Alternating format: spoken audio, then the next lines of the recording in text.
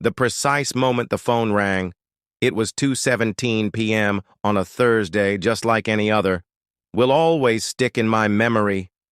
Nathan, my Uncle Greg's voice trembled on the other end of the line, causing my chest to constrict. It's your Mom. You need to go to the hospital right now. She suffered a terrible heart attack. A wave of nausea rose as his words hung in the air, heavy and oppressive. I forced myself to swallow, trying to stay grounded. Greg, I choked out. How bad is it? She's critical, he replied, his voice shaky. I staggered into the living room, barely comprehending what I'd just heard. She asked for you. Lauren, my wife, was seated at the dining table with her phone and laptop open, hardly paying attention to anything else. Her posture, head tilted, back erect, shouted authority as she barked commands into her headset. It startled me how calm and distant she seemed, while my world had just been flipped upside down. Lauren, I began, my voice a mix of desperation and urgency. Without even looking at me, she raised a finger, signaling me to wait. I stood there, shifting my weight from foot to foot, until she finally finished her call with an exasperated sigh. Clearly irritated, she turned to me. Nathan, what is it? I have deadlines to meet. My voice cracked. Mom, I need to get to the hospital. She had a heart attack. Her brows furrowed slightly, not with worry, but with annoyance. Why can't you take an Uber? I've got back-to-back calls. I stared at her, hoping she'd recognize the ridiculousness of her response. But she didn't.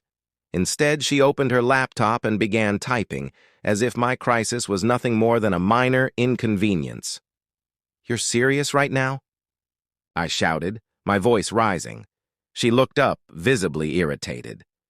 Nathan, would you like me to cancel everything for the day? Is that what you want? Something inside me snapped.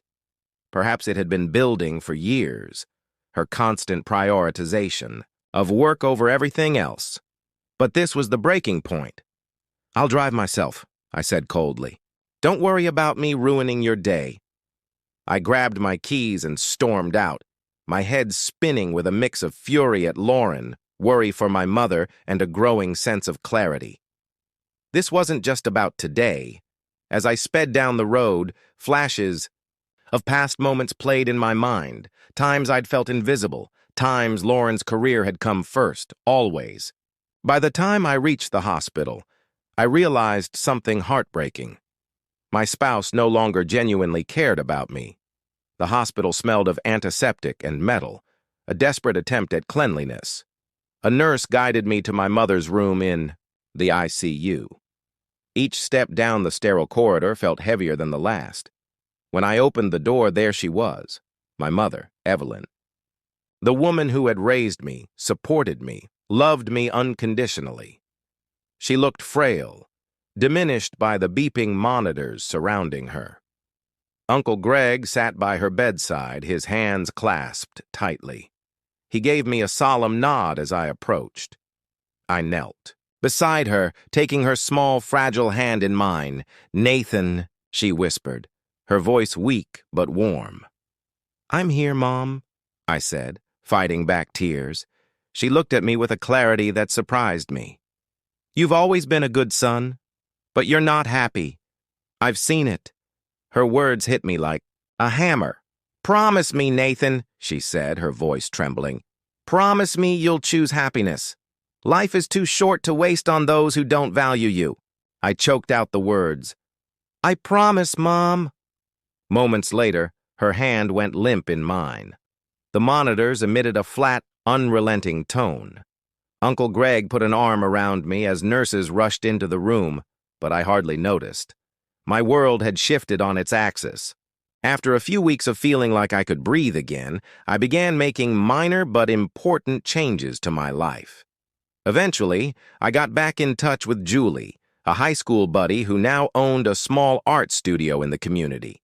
We first met for coffee one afternoon, and it seemed like no time had gone by. She appeared lighter. I lifted a curious eyebrow as she studied me over the rim of her cup. "You've released something heavy that I can't express, yet you look fantastic," she said. Her comments stuck with me. For the first time in years, I didn't feel like I had to continually tread carefully to meet the expectations of others. Julie invited me to attend one of her courses. Before I knew it, I was spending hours in her studio, doing manual labor once more. Woodworking had always been a hobby of mine, but Lauren had dismissed it as a waste of time during our marriage. And I let her. One evening, as I measured angles and sanded a piece of cedar, I felt something awaken inside me. I finished a tiny table I'd been working on. Julie walked over, examined it, and said, "Nathan, you're quite talented." Shrugging. In embarrassment, I replied, "It's just a hobby." But her words planted a seed. Back at my mother's place, I discovered I could do something with it. One evening, while sorting through old boxes in the attic, I came across letters exchanged between my parents during their courtship. The love and mutual respect they shared seemed to leap off the pages. I couldn't help but compare their dynamic to my relationship with Lauren. Where my parents had been partners, Lauren and I had been something else entirely. The letters reminded me of what love should be. That night, I sat at the dining room table sketching ideas for a small woodworking business. For the first time in years, I was doing something thrilling and almost reckless. I hardly recognized myself compared to the man I'd been just months ago. Lauren had tried to challenge the divorce settlement earlier, but Sophia was right. She had no power. Her alimony requests were rejected, and I was granted full ownership of the house. When I signed the paperwork, I felt an overwhelming sense of closure. As I packed up my mother's belongings, preparing to sell the house, I felt a pang of sadness. But it wasn't the kind that depressed me. It was the kind that reminded me how far I'd come. As I loaded the boxes into my car, I gave the house one final glance. The memories would always remain, but I was ready to move forward. One day, her name flashed on my phone screen. Lauren, asking to talk. I hadn't heard her voice since I left the divorce papers on her desk. A part of me wanted to answer, but the smarter part knew better. I muted the call, placed the phone in my pocket, and returned to the woodworking project I'd been working on. The calls continued. They became long, rambling messages. "Nathan, I'm sorry. I know I've made mistakes," she said. "But I'm also angry. How could you just leave? We can fix this, can't we?" Her tone shifted over time. "I know I haven't been easy to live with. I didn't realize how miserable you were. I miss you, Nathan. I miss us. Please call me back." But I didn't. Each voicemail reminded me of the hospital room, my mother, and Lauren's cold dismissal during my mother's final moments. Her actions had said it all. One evening, Lauren showed up at my mother's house. I was sanding a table when I heard a knock. I opened the door to find her standing there, immaculately dressed but exuding an unusual nervousness. "Nathan," she said softly, "can I come in?" I hesitated but stepped aside. She sat on the edge of the couch, her usual confidence replaced with hesitation. "I've been thinking," she began, "about my mistakes. I was selfish. I didn't prioritize you. But Nathan, I still love you." Her words lingered, but they didn't land. "Love me?" I said quietly. "You didn't even take 5 minutes to care about my dying mother." She flinched but didn't protest. "That was us. That was our life. I'm not here to apologize, Nathan," she whispered. "I'm here to tell you I want to change." I shook my head. "I appreciate that, Lauren. But this isn't about you changing. It's about me." She sat there, silent. Eventually, she stood, brushing her skirt. "I hope you find happiness, Nathan," she said quietly.